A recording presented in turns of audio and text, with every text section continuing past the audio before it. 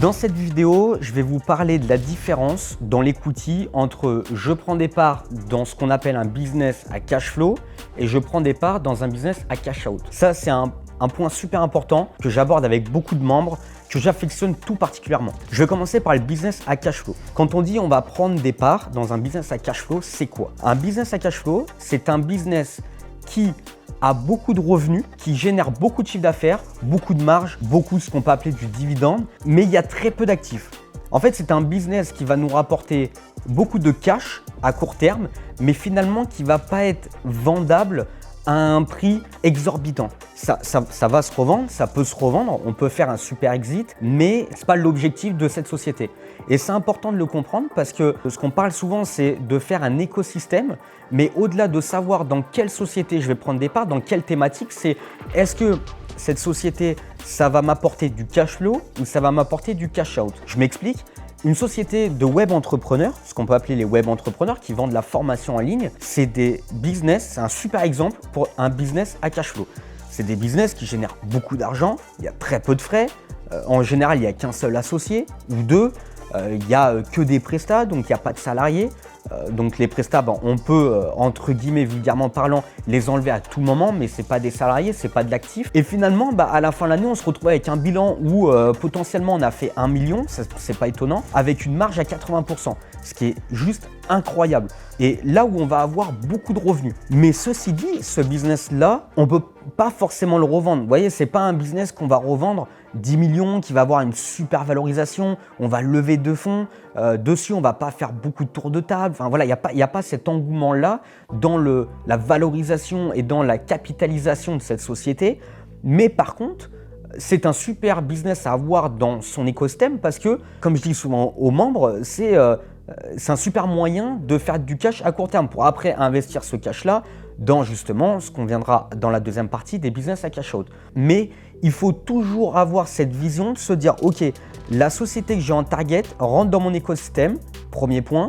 Et deuxième point, est-ce que c'est un business à cash flow ou est-ce que c'est un business à cash out? Parce qu'on ne va pas prendre les mêmes décisions stratégiques financières sur les deux business. Je ne fais jamais mes stratégies financières si c'est un business à cash flow ou c'est un business à cash out. Donc ça, c'était vraiment pour le système de cash flow. Donc je le répète, c'est une société qui fait beaucoup de chiffre d'affaires, qui dégage beaucoup de marge, mais il y a très peu d'actifs, il y a très peu de capitaux propres. Et l'objectif de cette société-là, ce n'est pas de revendre, c'est de capitaliser sur le cash de cette société d'exploitation. C'est une société qui ramène du cash, qui fait vivre l'écosystème, entre guillemets. Deuxième partie, on a les business à cash out, très intéressant. Et là, vous allez me dire, ok, c'est quoi que tu appelles cash out?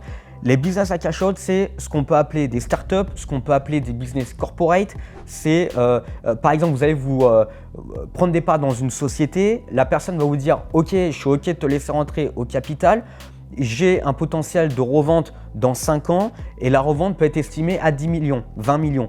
Ça, c'est un business à cash out. C'est quoi? C'est une société qui a beaucoup de capitaux propres, qui a beaucoup d'actifs, mais in fine, elle peut générer beaucoup de chiffre d'affaires, mais autant ne pas en générer beaucoup. Mais avec ses capitaux propres et avec tout l'actif qu'elle a, c'est une société qui va être revendable. Revendable à un prix qui peut monter très vite, on a souvent tendance à se dire mais la boîte ne fait pas beaucoup de chiffre d'affaires, elle ne va pas être revendue à un prix énorme, mais si. En fait, il faut savoir lire un bilan. J'en parle dans d'autres vidéos. Je vous invite à regarder les vidéos sur l'analyse de bilan, etc. pour bien comprendre cette notion-là. Mais quand on va analyser un bilan d'une société à cash out, c'est souvent les premières lignes de bilan qui sont intéressantes où on va regarder l'actif, les capitaux propres, etc. Et là, on va avoir des montants de 300 000, 500 000, voire 1 million dans certaines sociétés. Et derrière, avoir un chiffre d'affaires où on se dit « ouais, c'est pas si ouf que ça ». Mais ça, c'est des business à cash out. C'est des business où vous allez capitaliser dessus. C'est de l'investissement où en fait dans votre portefeuille d'investissement, et ça c'est pareil, le système et la notion de portefeuille d'investissement, j'en parle dans d'autres vidéos. je vous invite à aller voir sur notre chaîne. Mais dans votre portefeuille d'investissement, c'est important de se dire, ok, j'ai mon écosystème, je sais exactement les sociétés target que je veux et quelles sont les sociétés target qui font du cash out et du cash flow. Et c'est bien de pouvoir avoir un 80-20, un 70-30 dans des business cash flow, des business cash out. Inversement, selon vos stratégies d'investissement. Je sais que nous, on est beaucoup plus axé sur le cash out que sur le cash flow. On va prendre 2-3 sociétés à cash flow où on va vraiment optimiser le scaling et toute la partie financière dedans, où moi, je vais vraiment mettre des process pour tirer le maximum de cash de ces boîtes et derrière, plutôt capitaliser sur mes sociétés cash out. Les sociétés cash out, on peut le voir comme des investissements moyens et long terme. C'est des sociétés qu'on va revendre dans 2, 3, 4 ans, 5 ans, voire 10 ans, mais on va faire une plus-value énorme. Ça, c'est très important de le comprendre. Donc ça, c'était pour les 2 points, cash flow, cash out. La conclusion de cette vidéo, je vous dirais, c'est de vous dire, ok, j'ai compris la différence entre le cash flow et le cash out, comment je constitue mon portefeuille d'investissement, quelle est ma stratégie d'investissement et comment je structure les deux. Vous n'avez jamais la même stratégie, la même structuration dans un business à cash flow et un business à cash out. C'est très important. Vous ne structurez pas vos finances de la même manière. Je m'explique, un exemple, j'ai un membre qui me dit l'autre fois, Johnny, j'ai une société dans laquelle je peux prendre des parts, ça fait 10 000 € de chiffre d'affaires, par contre il y a un capital social de 300 000 €, mais c'est très smart. Cette personne-là, elle a dit du coup à ce membre, elle lui a dit, ma société, je m'en fous, dans 5 ans je veux la revendre, mon but c'est de la vendre le plus cher possible, la plus chère possible. Donc qu'est-ce qu'il fait? Il augmente l'actif, il augmente les capitaux propres pour faire une grosse valorisation et revendre à un prix X plus tard. Mais ça, c'est ultra intéressant. C'est-à-dire que nous, on se dit quoi? Ouais, mais ok, il y a un capital social de 300 000 €, de 500 000 €, mais la boîte, elle fait 10 000 € de chiffre d'affaires. C'est nul, c'est bidon. Non, ça, c'est bullshit, c'est faux. C'est les sociétés qui ne génèrent pas beaucoup de chiffre d'affaires, ça ne veut pas dire qu'il ne faut pas aller dedans. C'est très important. Si elle ne fait pas beaucoup de chiffre d'affaires, elle n'a pas beaucoup d'actifs, etc., ce n'est pas forcément le bon deal. Après, chaque deal est différent. C'est pour ça qu'il n'y a pas de bonne ou de mauvaise réponse. Mais ce qui est important de comprendre, c'est quelle stratégie il a opté en face. La personne d'en face sait expliquer ses chiffres.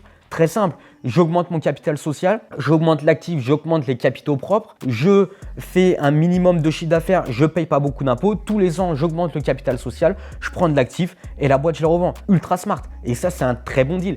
Par contre, là où il faut être bon, c'est dans la prise de part parce que du coup, vous comprenez bien que les actions ou les parts sociales valent cher parce qu'il y a un gros capital social. Et là, il y a plein de stratégies, j'en parlerai dans une autre vidéo, c'est quelles sont les stratégies pour prendre des parts, incorporation de dette, etc. etc. Ce n'est pas le but de cette vidéo, mais c'est très important de le comprendre. Donc voilà, j'espère que j'ai été assez clair dans la différenciation entre les business à cash flow et cash out. Si jamais, n'hésitez pas à laisser des commentaires, à me poser des questions. On pourra refaire d'autres vidéos sur le sujet, plus pousser peut-être l'analyse de cash out et cash flow. Mais en tout cas, je voulais vous faire un plan global sur ces deux situations. Voilà, si la vidéo vous a plu, je vous invite à vous abonner. Je vous mets les Instagram de toute l'équipe juste au-dessus et à laisser des commentaires si la vidéo vous a plu. Je vous dis à très bientôt.